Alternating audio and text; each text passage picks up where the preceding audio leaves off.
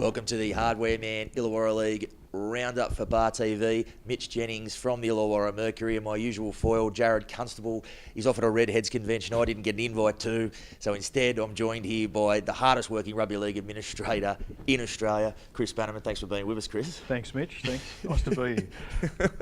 Obviously, plenty of action to wrap up. We are part of the way through a split round. The match last week, West certainly sounding their intentions with a big win over Corrimal. Chris, I know you were out there, and hard to fault the Devils on the day, what they produced on the day out there. Yeah, I thought they were really impressive. Corrimal, I thought were really fired up for the match, really wanted to prove a point, and were very confident of putting on a good show at home. But West just played everything 100%. I thought their game was really impressive. Their defence was outstanding, and the form of some of their guys early in the season, like Junior Vaivai, Justin Rodriguez, some of them are playing fantastic football, and they're really gathering a lot of momentum. A good young team that are going to really take some stopping in this premiership, I think. Yeah, indeed. I've certainly enjoyed watching the bits I've been able to see of them. Some experience has moved on, but some good young guys ready to step up. Certainly a team to watch. The action this week kicks off with Thirroul hosting Dapto at home. I was at the game when Thirroul played Collies a fortnight ago. It was a very good game of footy, probably the best game of the season.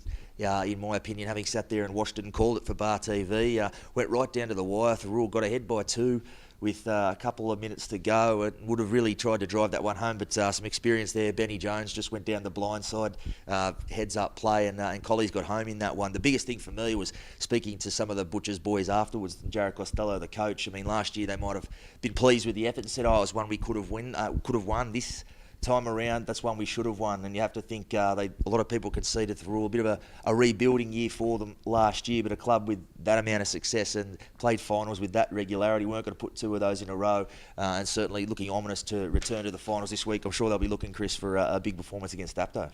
I think they will.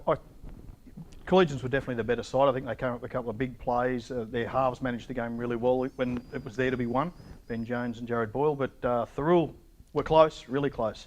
And I think with that one under their belt, I expect them to really stand up against Dapto. And I don't think the Canaries are going to have it all their own way. Certainly, maybe if that's in the back of their mind, that thumping they got there for Aaron Beach's 300th game last year might just be a bit of motivation for Thirroul to stand up and get some revenge for that. Have to think so too. And obviously the other game down there, Berkeley and Collies. I guess Berkeley that have been hit and miss at times, but they're probably just waiting for the day that the team shows up and just a little bit off. I think they're going to have an easy afternoon, and they can really pull the pants down there. I think so, yeah. Look, and I know they're looking at a couple of new recruits to come in and bolster the ranks, so there could be a bit of quality there that comes in to help them. On their day, they're a good team, and we've seen them put up some good fights and take a few wins last year. I expect them to bounce back. That was, I think, Dapto firmly struck back because they were a bit patchy against the Cougars. Hendo made sure of that. But I hear some choice phrases were exchanged there that we won't repeat on Bar TV. Yeah, I'm sure the paint peeled in the dressing rooms. But I expect Berkeley to bounce back similarly. If they've had a thumping, I expect that they'll be a lot better this week. Well, as we mentioned, match of the round, big clash at Gibson Park this weekend. Thirroul hosting Dapto. I caught up with one of the Dapto stalwarts, Matty Hancock, just a little bit earlier.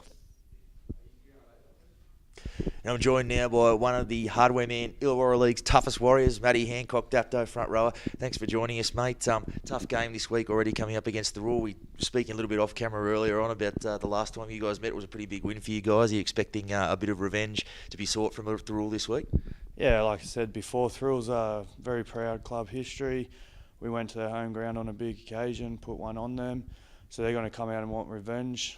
We played them in a trial up there too, and they come out and beat us in a trial.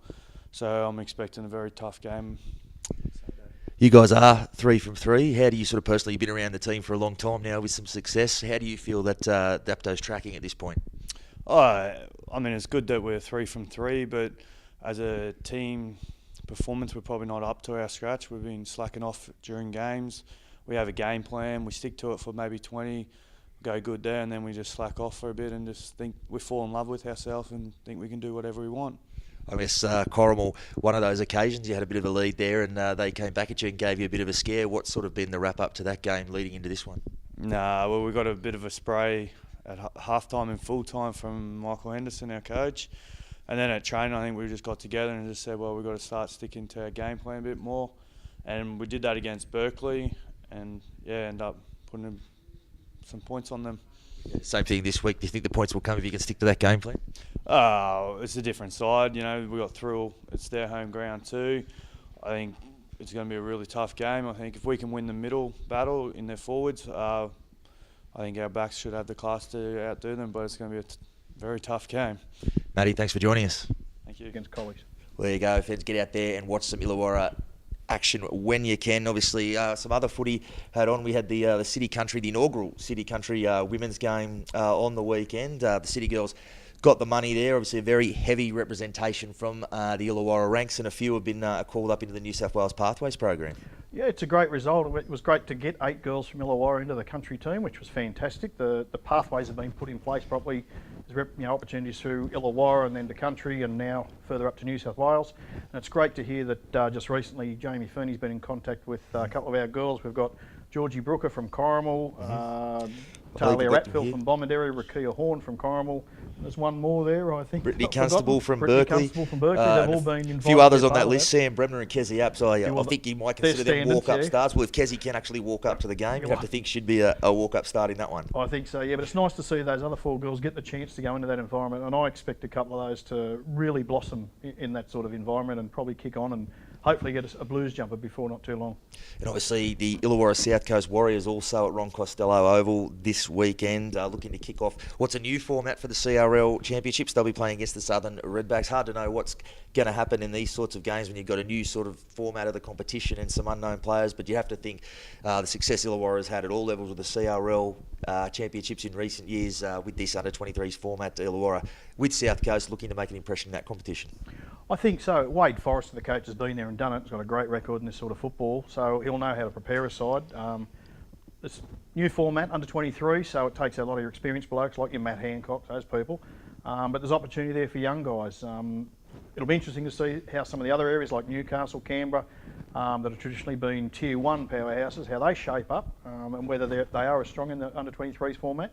But hopefully, with a joint squad with Group 7, the Illawarra South Coast Warriors, get out there and get the job done and move into semi-finals. Fantastic. Well, plenty of footy back in action this weekend. Get out there, watch some Hardware Man Illawarra League action. Mitch Jennings for Bar TV. Thanks for joining us.